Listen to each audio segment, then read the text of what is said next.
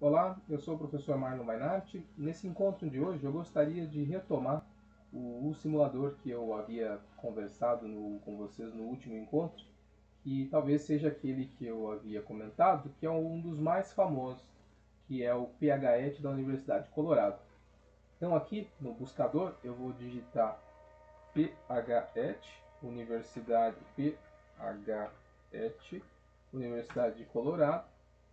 Ele já que é o primeiro que aparece no buscador, reforçando, né? Ele é muito famoso, é muito utilizado, acho que vale a pena explorar, principalmente nesse momento de distanciamento das atividades práticas.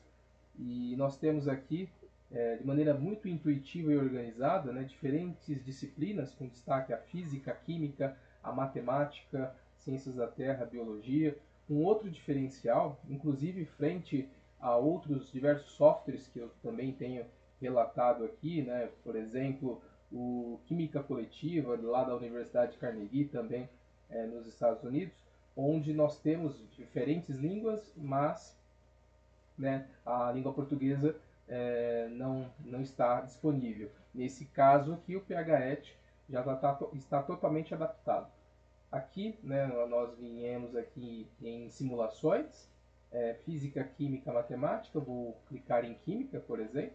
A minha ideia hoje, né, no encontro anterior falávamos aí sobre concentração de soluções, e hoje a ideia é falar um pouco de lei dos gases, né, um processo muito importante na parte básica do ensino médio, principalmente também nos primeiros semestres, nos primeiros encontros aí, em diferentes graduações, né, nas disciplinas de química, fisicoquímica, por exemplo. Aqui nós temos, né, olha só, diferentes temas, principalmente aqui balanceamento de equações, concentração, que é o tema da fala anterior, difusão, escala de pH, fundamentação atomística, com destaque a Rutherford e modelo de Thomson, estados da matéria. E o que eu vou abordar aqui hoje é exatamente esse, a questão aqui, gases, de forma introdutória. Vou clicar aqui em gases.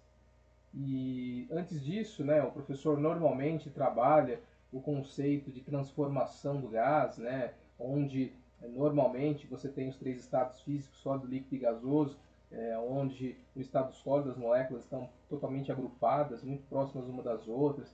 Já no estado líquido você tem um espalhamento um pouco maior, mas ainda moléculas agrupadas. E já no estado gasoso, né, cada vez mais, esse distanciamento vai aumentando e aí você tem um espalhamento, um distanciamento muito maior entre as moléculas.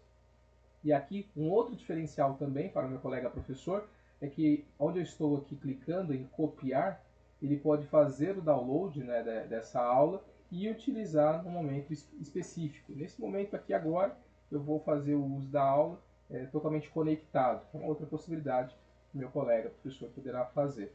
Eu vou clicar aqui em OK. Ele vai dar um play, é bem interativo, né? Tem aqui a aparência do simulador. Aqui tem a questão introdutória e a parte das leis, né? Isotérmica, isobárica, isovolumétrica, né? Pressão inicial, volume inicial dividido por temperatura inicial é igual pressão final dividido pelo volume final e a temperatura final. Essa é a aparência do nosso sistema. Veja que aqui no alto, na parte superior, né, eu tenho aqui um termômetro, e clicando aqui do lado nessa seta eu posso escolher entre a temperatura Kelvin, que é a temperatura da escala de gás, e a temperatura em Celsius, que é essa que nós usamos e conhecemos bem.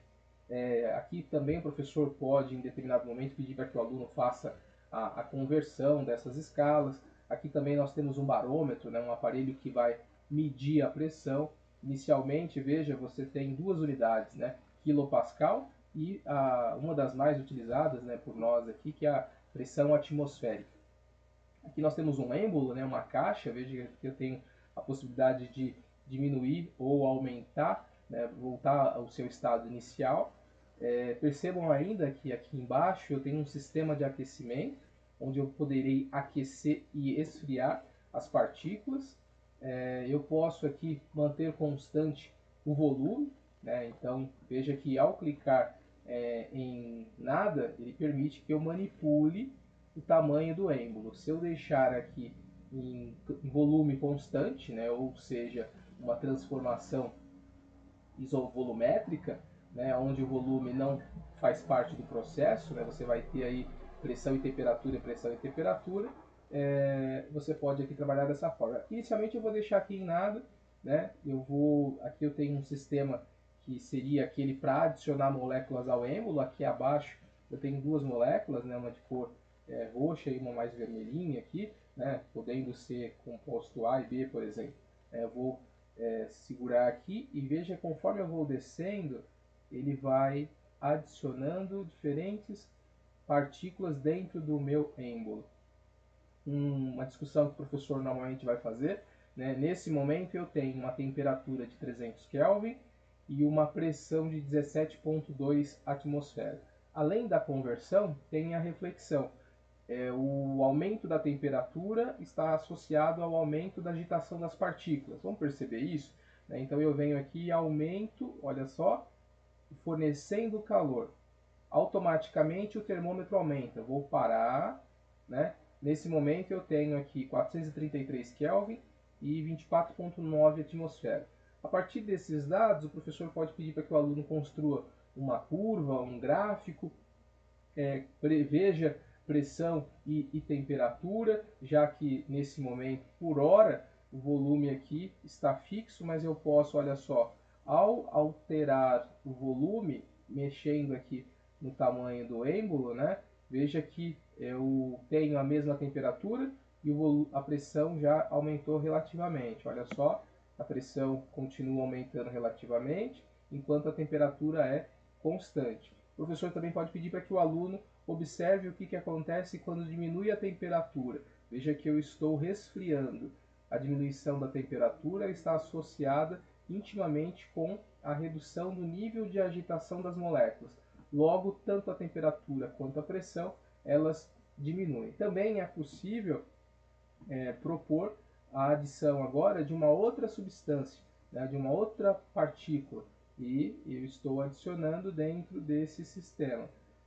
Elas inicialmente aqui ela tem um tamanho menor, logo a dinâmica aqui, a didática é que elas têm uma massa menor, e dentro do mesmo sistema elas se deslocam com uma interação e velocidade maior.